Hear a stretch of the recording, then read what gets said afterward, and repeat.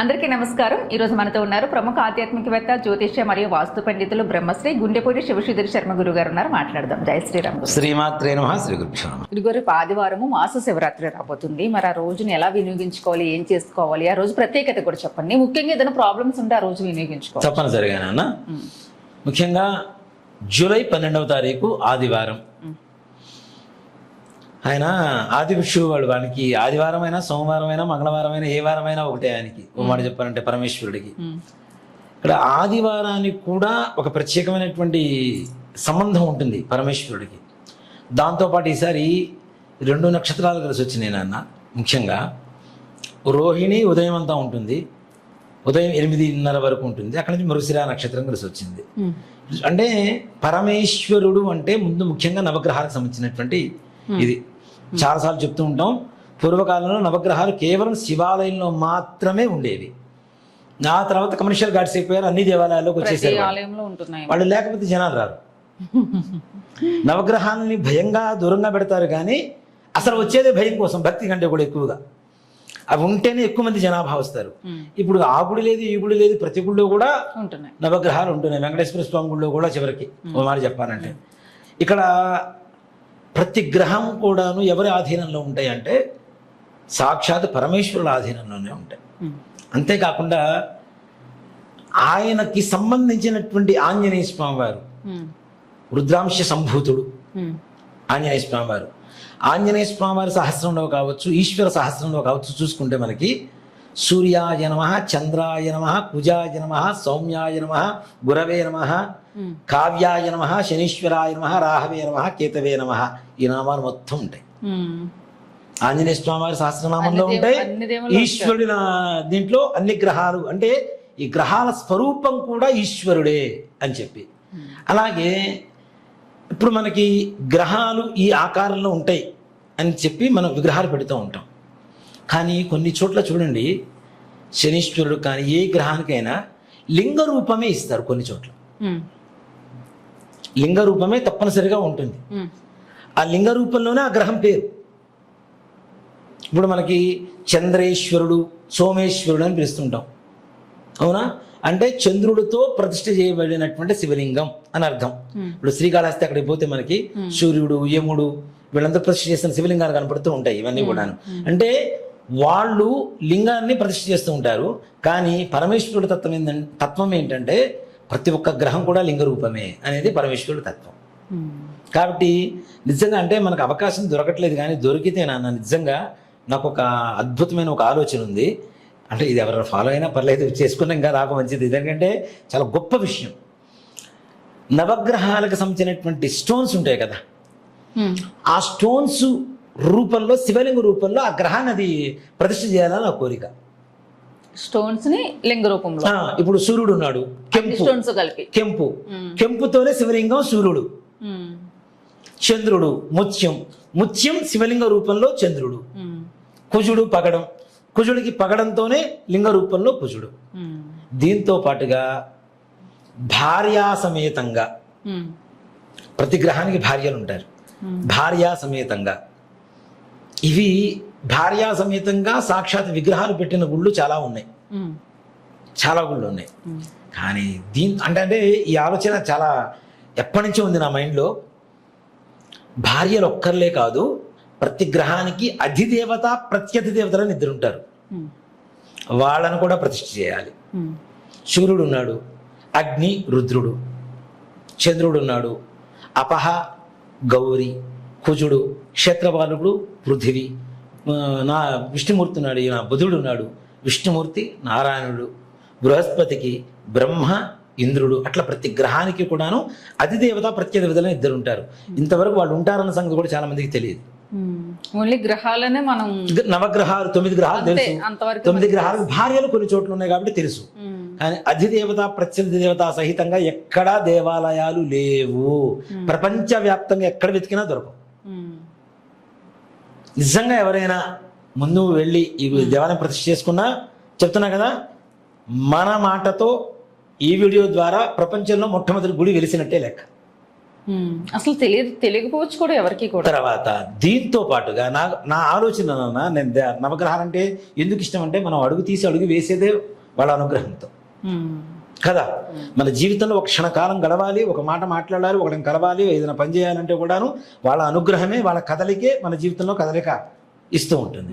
So కాబట్టి దీంతో పాటుగా ప్రతి గ్రహానికి అధిష్టాన దేవతలు ఉంటారు. ఇందాక మనం చెప్పుకున్నాం, బుధుడికి విష్ణుమూర్తి, శనీశ్వరుడికి ఈశ్వరుడు, శుక్రుడికి మహాలక్ష్మి, రాహువుకు దుర్గా, కేతువు గణపతి, ఇలా ప్రతి దేవతకి అధిష్టాన దేవతలు ఒకళ్ళు ఉంటారు. వీళ్ళతో సహితంగా ఒక్కో గ్రహానికి ఒక్కో గుడి కట్టాలి. ఇది నా కోరిక.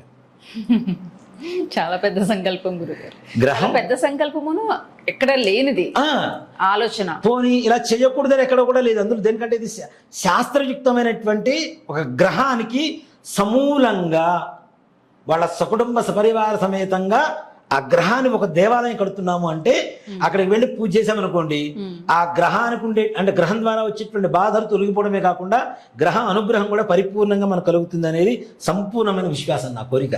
నా జీవితంలో ఎప్పటికైనా ఇప్పుడు అమ్మవారి గుడి కడుతున్నావు, భవిష్యత్తులో ఇలాంటి గుడి కట్టాలి, దానికి తగ్గ స్థలం కావాలి. కనీసం ఒక 2 ఎకరాల స్థలం ఉంటే కానీ ఆ 9 గ్రహాలు, 9 గ్రహాలకి మధ్యలో శివుడు ఉండాలి. మరి స్ఫటికలింగ రూపంలో శివుడు ఉండాలి, శివాలయం ఉండాలి. ఆ గుడి చూడటానికి కన్నులు కూడా చాలు, మన మైండ్ కూడా సామాన్యంగా తట్టేంత పరిస్థితి కూడా ఉండదు. అంత గొప్ప ఆలయం కట్టాలి. ఇక్కడ శివుడికి ఎందుకు అంటే ప్రతి గ్రహం కూడాను ఆయన ఆధీనంలో తప్పనిసరిగా. కాబట్టి ఆరోగ్యం ఇచ్చినా, వివాహం ఇచ్చినా, ఏది ఇచ్చినా కూడా ఆయనే అని మనం ప్రతి నెల చెప్తూనే ఉంటాం ఆయన గురించి, ఈశ్వరుడి గురించి కదా. సో కాబట్టి అలాంటి రోజున ఆదివారం కలిసి రావడం ఆరోగ్యం కొరకు ముఖ్యంగా.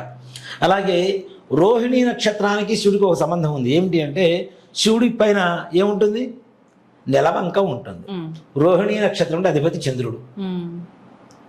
సో ఒక గ్రహం మళ్ళీ అక్కడ కలిసి వచ్చింది. మానసికమైనటువంటి ప్రశాంతత లేనటువంటి వాళ్ళకి ఈరోజు చాలా విశేషం. ఆరోగ్యం లేనటువంటి వాళ్ళకి ఆదివారం వచ్చింది కాబట్టి విశేషం. అలాగే అంటే 8:30 వరకు రోహిణి నక్షత్రం, 8:30 తర్వాత మృగశిర నక్షత్రం వచ్చింది. అప్పుల బాధలు, రుణ బాధలు, ఇల్లు కట్టుకోవటాలు, పెళ్లి కాపోవటాలు, ఇట్లాంటివన్నీ కూడాను సమస్యలు తీరడానికి మృగశిర నక్షత్రాధిపతి కుజుడు కలిసి వస్తున్నాడు. ఎన్నున్నది చూడండి, 3 గ్రహాలు కలిసి వస్తేనే పరమేశ్వరుడు అనుగ్రహం కలిసి వస్తుంది.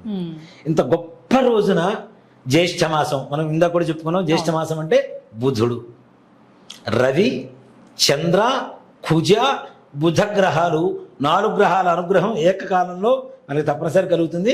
అందులో మహాశివరాత్రి రోజున, జ్యేష్ఠ మాసంలో వచ్చేటువంటి మహాశివరాత్రి జూలై 12వ తారీఖున.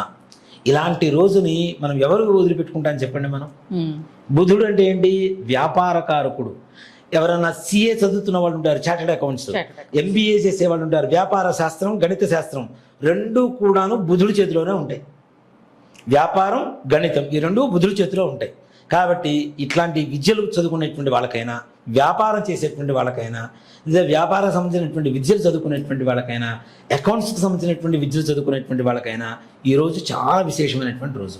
4 గ్రహాలు పరమేశ్వరుడు సంపూర్ణంగా అనుగ్రహిస్తున్నాడు. 4 గ్రహాల అనుగ్రహం అంటే మనకు కావాల్సింది ఇంకేముంటుంది చెప్పండి కదా. నేను అందుకే కాబోలు ఏమైనా ప్రాబ్లమ్స్ ఉంటే చూడండి, నేను అసలు అడగను కదా, అట్లా ఏమైనా ప్రాబ్లమ్స్ ఉంటే ఎలా వినియోగించుకోవాలని అడిగా. ఇంత మంచి రోజు ఈ రోజున ఓ మాట చెప్పాలంటే, ఇలాంటి రోజున అందరూ కూడా సద్వినియోగపరచుకోవడం అనేటువంటి చాలా విశేషం. జ్యేష్ఠ మాసంలో ఆదివారానికి, మాఘమాసంలో ఆదివారానికి ఎంత విశేషత ఉంటుందో, జ్యేష్ఠ మాసంలో బుధుడు అధిపతిగా ఉన్నటువంటి ఆదివారానికి కూడా అంతే విశిష్టత ఉంటుంది. కాబట్టి ఈ రోజున ఎవ్వరు కూడా మిస్ చేసుకోకండి. ఎవరు ఏ రకమైనటువంటి సంకల్పంతో, ఇప్పుడు మనం చెప్పుకున్నటువంటి సమస్యల కోసం ఏ సంకల్పంతో అయితే పరమేశ్వరుని ప్రార్థిస్తారో వాళ్ళకి పరమేశ్వరుడు పరిపూర్ణమైనటువంటి అనుగ్రహ కృపాకటాక్ష వీక్షణలతో సకలైశ్వర్య ప్రాప్తి, అనుకున్న సంకల్ప సిద్ధి ఎటువంటి పరిస్థితుల్లో నెరవేరి తీరుతుంది. దాంట్లో ఏమాత్రం కూడా సందేహం లేదు. వృద్ధుల్ని లేవండి, చక్కగా శివనామస్మరణకి స్నానంతో కూడా సంబంధం లేదు నాన్న. ఆయన దక్షిణామూర్తి, మేధస్సునిచ్చేటువంటి వాడు. మొత్తం పరమాత్మ ప్రపంచం మొత్తం నిండి నిమిడీకృతమైనటువంటి దేవుడు ఎవరు అంటే పరమేశ్వరుడే. దాంట్లో అనుమానం ఏం లేదు. అలా చెప్పి విష్ణుమూర్తిని నేనేం ద్వేషించట్లేదు. ఇద్దరు ఒకటే, ఏకైక శక్తే శివుడు, విష్ణుమూర్తి, ఇద్దరు కలిసిన శక్తే. కాబట్టి ఇలాంటి రోజుని ఎవ్వరు కూడా మిస్ చేసుకోకుండా పొద్దున్న లేచిన నుంచి శివనామ స్మరణతో తప్పనిసరిగా విభూది ధరించి, స్నానం చేయలేదు పొద్దున్నే లేచాం, కొంచెం ఆలస్యం ఉంది స్నానానికి, భస్మధారణ చేసుకోండి చక్కగా, దాంట్లో అనుమానం ఏం లేదు. విభూది పూసుకోవచ్చు, ఒంటి నిండా విభూది పూసుకోవచ్చు చక్కగా. ఎక్కడ ఏదైనా మనకి స్కిన్ ప్రాబ్లమ్స్ ఉన్నా కూడా దాంతో పోతాయి. ఆవు పేడతో తయారు చేసిన ఇది పెట్టుకుంటే స్కిన్ ప్రాబ్లమ్స్ ఉన్నా కూడా పోతాయి చక్కగా. భస్మధారణ చేయండి, శివనామస్మరణ చేయండి. ఉదయం పూట ఇంట్లో చిన్న మృతికా లింగం, మట్టితో అయినా సరే శివలింగం తయారు చేసుకొని, మీకు ఇందాక చెప్పిన నామస్మరణే, రుద్రావద్దు ఏమి వద్దు. ఓం నమ శివాయ, ఓం నమ శివాయ అంటే మీరు పాలు పోస్తారా, పెరుగు పోస్తారా, నీళ్ళే పోస్తారా, మీ ఇష్టం, ఏం పోసినా పర్లా. ఆయనకి కొద్దిగా అభిషేకం చేసి శుభ్రంగా గంధం పెట్టి, విభూతి పెట్టి, కుంకుమతో బొట్టు పెట్టండి. కొన్ని మారేడు దళాలు తీసుకొచ్చుకొని బిల్వాష్టకం చదువుకొని, చదవటం రాదు మాకు, వినండి. అది కూడా లేదు, ఓం నమ శివాయ అనేటువంటి నామస్మరణతోనే చక్కగా బిల్వాలు సమర్పించండి. ప్రదోష కాలంలో తప్పనిసరిగా శివాలయ దర్శనం చేసుకోండి. మహాశివరాత్రి రోజున ప్రదోష కాలంలో చేసేటువంటి పూజ సంపూర్ణంగా మానవ జీవితాన్ని మార్చేస్తుందని చెప్పుకోవచ్చు. మరి కొత్త పదంలో, నూతన దారిలో, అంటే కొత్త పదంలోకి, నూతన పదంలోకి సరికొత్తగా నిన్ను నీకు పరిచయం చేస్తూ, నీ జీవితాన్ని జనాలకి సరికొత్తగా వీడు ఇంతేరా అనుకునే పరిస్థితి నుంచి వీడంటే ఇదిరా అని చెప్పుకునే స్థాయి వరకు తీసుకెళ్లేటువంటి శక్తి ప్రదోష కాలంలో మహాశివరాత్రి రోజున, నిజంగా రేపు జూలై 12వ తారీఖున వచ్చేటువంటి మహాశివరాత్రి రోజున మృగశిర నక్షత్రంలో పరమేశ్వరుని దర్శనం చేసుకొని ఎవరైతే ప్రదక్షిణాలు చేసి మారేడు దళాలు సమర్పిస్తారో వాళ్ళ ఇంట్లో అన్ని కార్యాలు దిగ్విజయంగా పూర్తవుతాయి. ఆయురారోగ్య ఐశ్వర్యాలు అన్నీ కలుగుతాయి నాన్న, అన్ని సకల కార్యాలు దిగ్విజయంగా పూర్తవుతాయి వాళ్ళకి.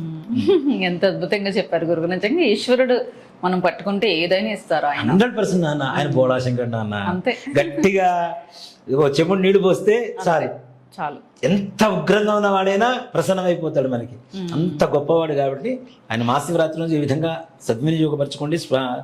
ఆ రోజు నుంచి ఓం నమః శివాయ జపం ప్రారంభిస్తూ చేస్తూనే ఉండండి. ఒకసారితో చేసి వదిలేసేది కాదు. నిజంగా చెప్పాలి అంటే పరమేశ్వరుడికి చేసేటువంటి పంచామృతాల రుచి కంటే శివనామం చాలా రుచిగా ఉంటుంది ఆయనకి. మనకి కూడా మనం ఆస్వాదించడం మొదలు పెట్టామంటే పంచామృతాలు కూడా పనికిరావు, అంత గొప్పగా ఉంటుంది. కాబట్టి ఓం నమః శివాయ ఈ మంత్రం మన జీవితాన్ని సరికొత్త దారిలోకి తీసుకెళ్లేటువంటి మంత్రం. కాశీలో మన మధ్య నేను వెళ్ళినప్పుడు ఒక శివుడు బొమ్మ వేశారు నాన్న. ఈ మధ్య ఇన్స్టాగ్రామ్లో చాలా కనబడుతుంది ఆ ఫోటో. నేను మామూలు ఫోటో తీసుకున్నా. ఆ ఫోటోని శివుడు అటు పక్కన తిరుగుంటాడు, చెయ్యి ఇట్లా వెనక్కి పెట్టేసి ఉంటాడు. ప్రతి ఒక్కరు పోయి ఆయన చేతులు చేయబెట్టి ఫోటో దిగుతున్నారు. నా అనిపించింది ఇది నిజం. ప్రతి ఒక్కరు చేయి పట్టుకొని ముందుకు తీసుకెళ్తున్నాడు ఆయన. కాబట్టి ఇట్లాంటి ఇదేసారేమో అనుకున్నా నేను. కాబట్టి ఒక్కసారి ఆయన పట్టుకోండి, ప్రతిసారి మిమ్మల్ని పట్టుకొని ఆయనే నడిపించుకొని ముందుకు తీసుకొని వెళ్తాడు. అవును గురువు, తప్పకుండా అది నేను కూడా నమ్ముతాను. జై శ్రీరామ్. జై శ్రీరామ్. శ్రీమాత్రే నమః. శ్రీ గురుభ్యో నమః.